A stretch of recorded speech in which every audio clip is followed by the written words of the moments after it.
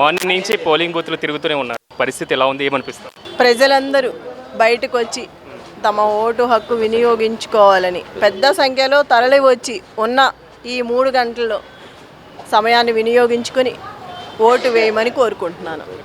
ఎవరు భయపడొద్దు, ఎవరికి భయపడాల్సిన అవసరం లేదు.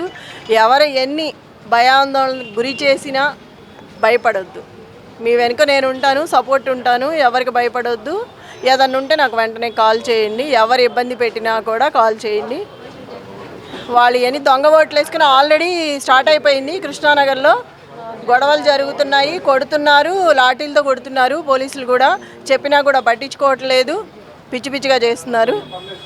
ఒక మనిషిని, ఒక మహిళని బాధలో ఉంటే ఒక మనిషి చనిపోయి పార్టీ అండగా ఉంది, అధికార పార్టీ మాత్రం చాలా వేధింపులకు గురి చేస్తుంది ఒక మహిళని.